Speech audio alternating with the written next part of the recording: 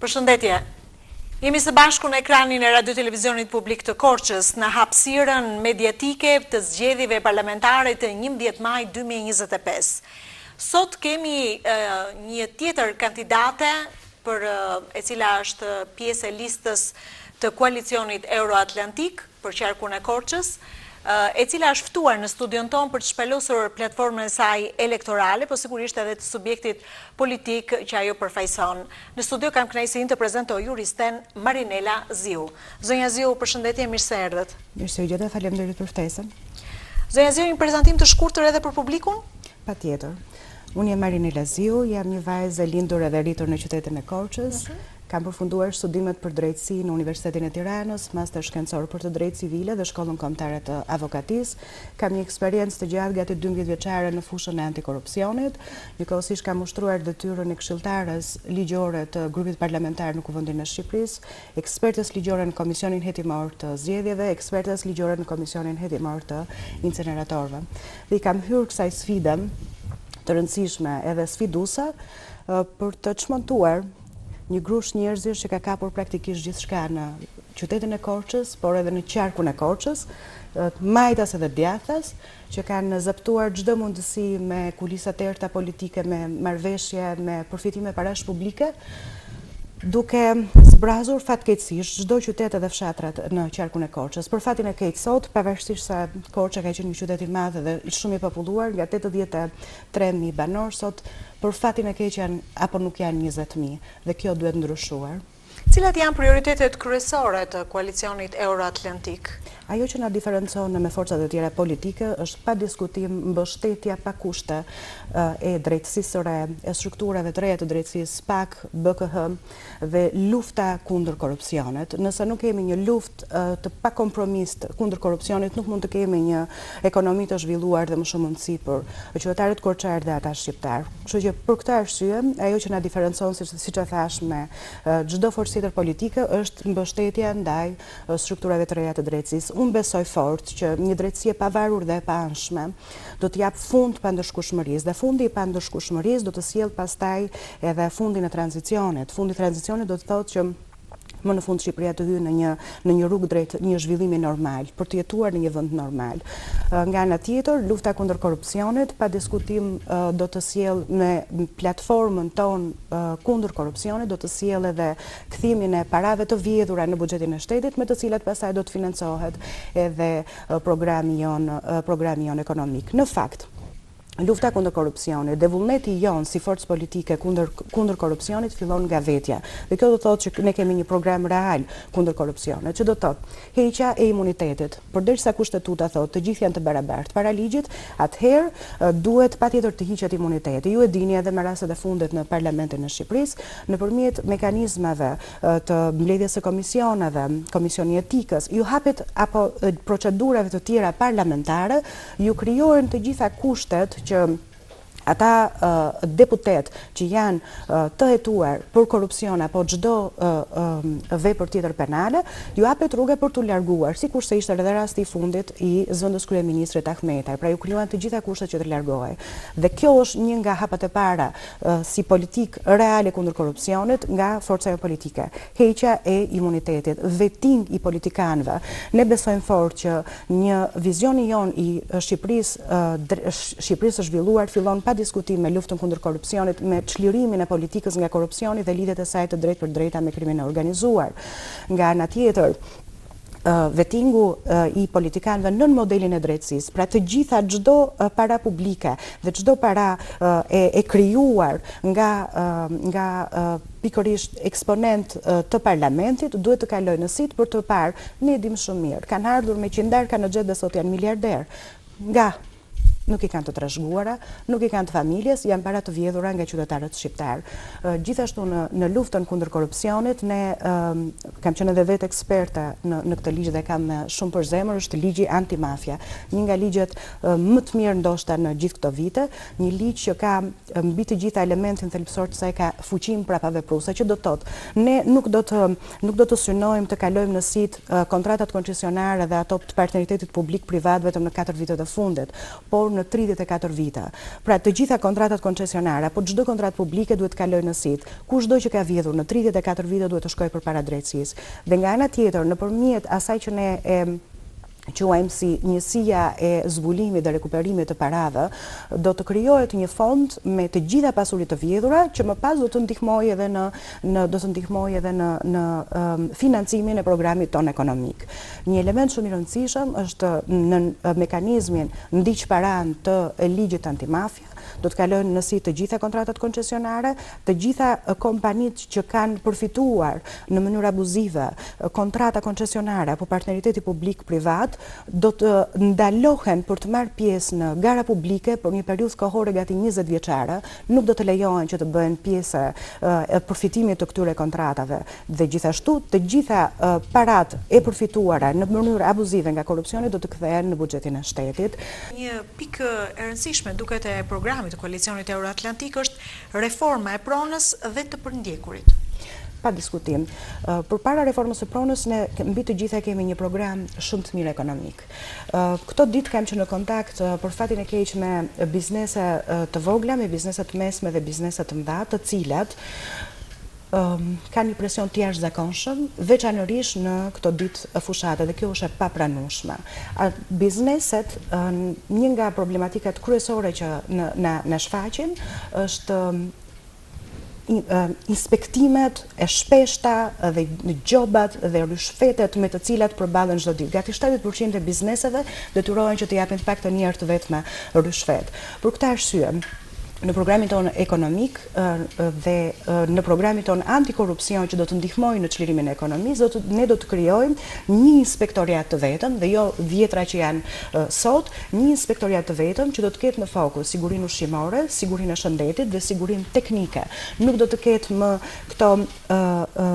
inspektimet e përhershme nëpër biznese, por vetëm 6 inspektime në vit dhe inspektimet fizike nuk do të kalojnë 10% të totalit. Nga ana tjetër, është shumë e rëndësishme dhe në kontakt me bizneset, një nga shqetësimet kryesore që ato ngrenë është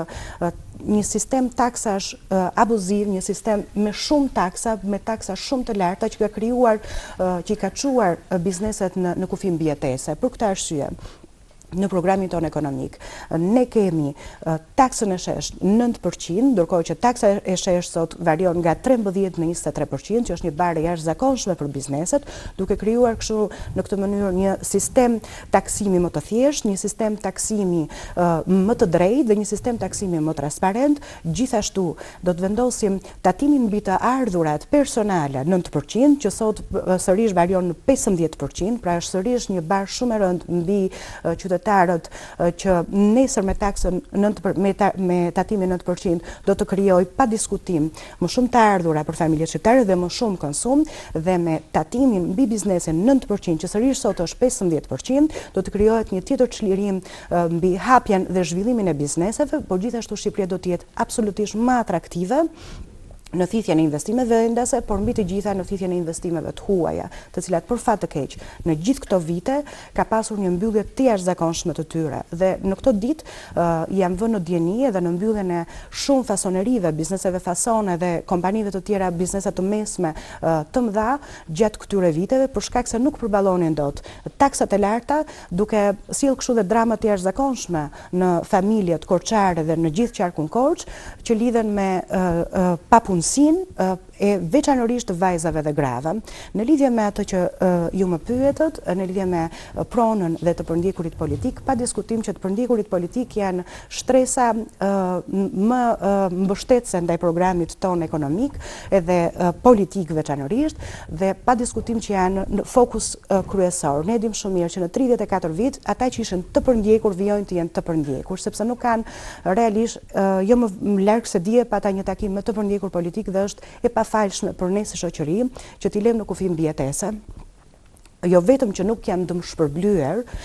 në gjithë këto vite dhe që ne zotohemi që brenda një mandati do të bëhet dëmshpërblimi i plotë i tyre, por mbi të gjitha jetojnë në kufi mjerimi është e pafalshme për ne si shoqëri që t'i shohim në nivel mbijetese. Për këtë arsye, në programin ton ekonomik dhe politik kemi së bashku në bashkëpunim me ekspert vendase dhe të huaj, kemi arritur në përfundimin që jo vetëm do të dëmshpërblehen në masën 100% brenda një mandati, por do të gëzojnë statusin e ushtarakut, që do t'i jap më shumë mirëqenie do t'i jap më shumë të ardhur dhe më shumë mirëqenie, të paktën nuk do jenë në kufi mbijetese. Është për të ardhur keq. Ndjes është për të ardhur keq që ti shohësh jo vetëm që kanë vuajtur gjithë këto vite, po sot e kësaj dite që janë në mosha të thyera, duhet themi të vërtetën të jetojnë në kufi komplet mbijetese. Kam parë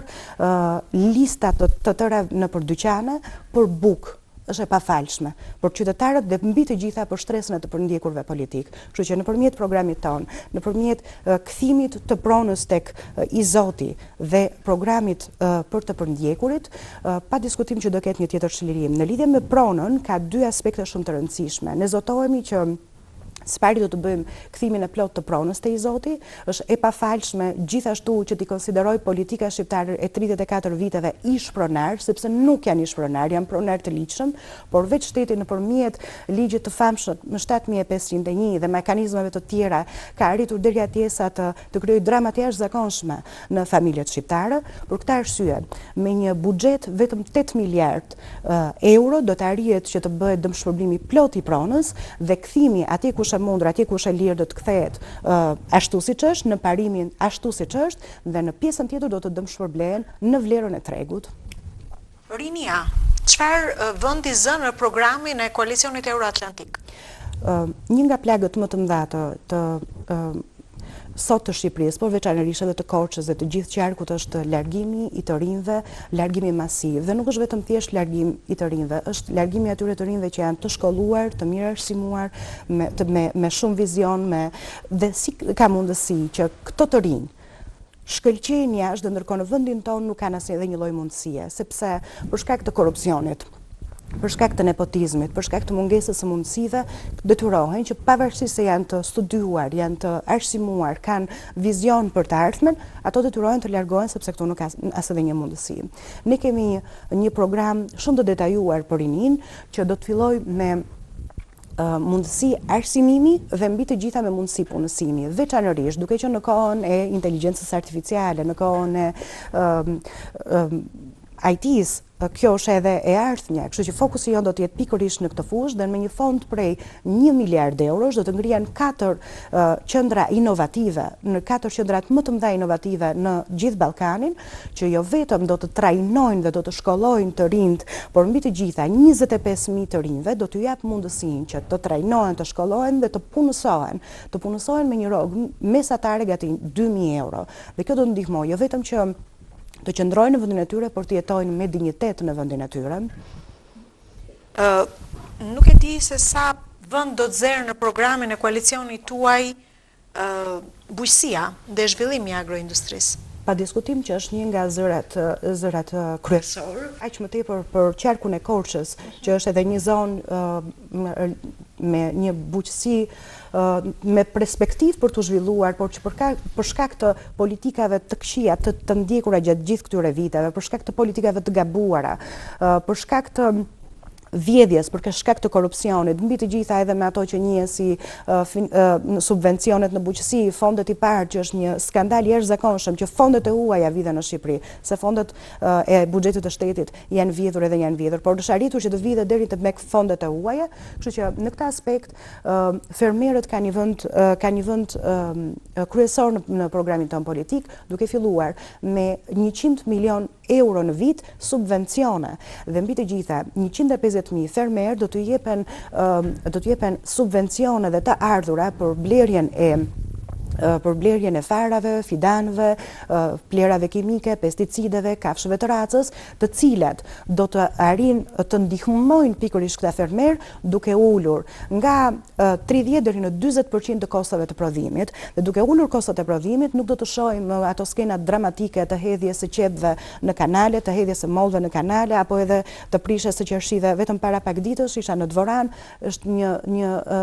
skenë shumë e trisht të shohësh që gjithë mundi i tyre shteteve ka shkuar në plera, dhe ndërkohë ajo që i vjen në ndihmë nga qeveria është pikërisht shtimi i burokracive. Kanë nxjerrë një listë jashtëzakonshme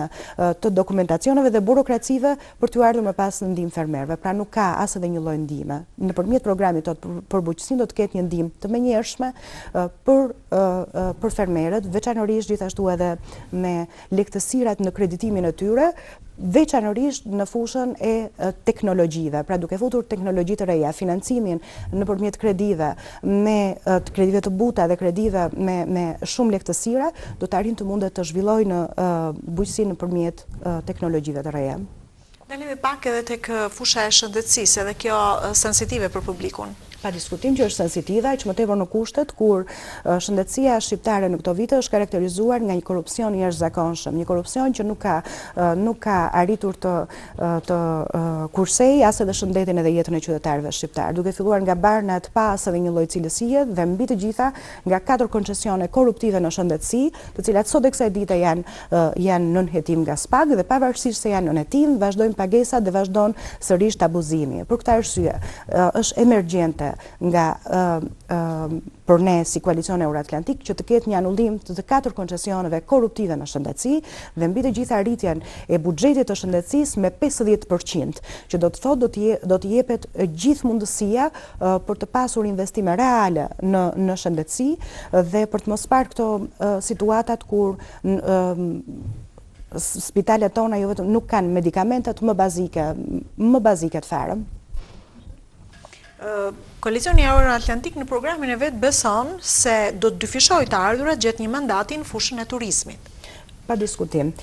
Turizmi nuk ka pasur asnjë mbështetje në këto vite, është propaganduar shumë se ka pasur miliona turistë, por ne e dim shumë mirë që turistët që vinë janë turistë ditor, janë turistë që nuk konsumojnë në restorante, janë turistë që nuk flenë nëpër hotele, janë turistë që vinë dhe hapin kampinget, që shfrytëzojnë të gjithë bukuritë e rivierës shqiptare, por ndërkohë nuk konsumojnë, nuk blejnë dhe nuk sillen të ardhurat në Shqipëri, kështu që ne do të stimulojmë produktin vendas, i cili do të ketë kosto më të ulët dhe një ndihmë sa jashtëzakonshme për turizmin, dhe nga ana tjetër do të stimulojmë atë që ne e konsiderojmë si turizmi 4 shtinor, pra që të mos ketë vetëm periudha e verës, po themi qarku i Korçës e mundësinë e tij ka 4 shtinë, kështu që në të 4 shtinë duhet të ketë turistët e vet, duhet të ketë një mbështetje me subvencione, me politika që t'i vinë sa më afër, jo vetëm sepse janë të lidhura nga bujqësia që do t'i kojë tek turizmi, nuk mund të ketë një turizëm të zhvilluar pa pasur një bujqësi të pazhvilluar. Dhe këto janë reakcion pasaj zinxhir me njëra tjetrën. A do të ketë reforma të mëtejshme në arsim? Pa diskutim që reformat në arsimi ka nevojë për një reformim total. Ka nevojë për një reformim total, sepse është një reakcion zinxhir, sepse ne e dim shumë mirë që për fatin e keq, arsimi karakterizohet sot nga punësimet politike dhe partijake, por fatin e keq ato pavarësisht është hapur një portal për mësuesit, punësimet janë politike, duhet të depolitizohet shëndetësia, arsimi, të krijohen të merren më të mirët edhe të implementohen në arsim, të ketë paga më dinjitoze për arsimtarët, ka paga shumë të larta për administratën, që në fund të ditës është një administratë të fryrë dhe mbushur me patronazhist, ndërkohë që administrata, po themi, njerëzit që vërtet sillen një të ardhme më të mirë, sepse duke arsimuar brezat, ti arsimon të ardhmen, ti krijon një mundësi më të mirë për të ardhmen, ndërkohë që mësuesit janë më të keq paguarit, edhe më të keq trajtuarit, kështu që ne do të duke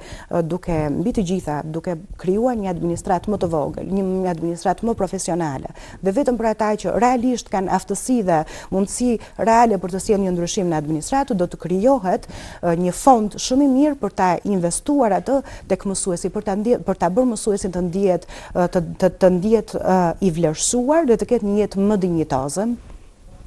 Zi, unë të falenderoj për gjithë shka ndave në këtë hapësirë të përcaktuar. Ju falenderoj që i dhatë mundësi publikut të Korçës për të ndjekur sigurisht disa nga prioritetet kryesore të koalicionit Euroatlantik dhe ju urojmë suksese në këtë garë elektorale. Shumë falenderit dhe unë ftoj gjithë qytetarët e Korçës dhe të gjithë qarku të votojnë numrin 4 koalicionin Euroatlantik. Suksese. Falenderit. Ishim në studio me zonjën Marinela Ziu, pjesë e listës të subjektit koalicioni Euroatlantik për zgjedhjet parlamentare të 11 maj 2025. Do të rishihemi sërish së bashku në studio me një tjetër kandidat për deputet.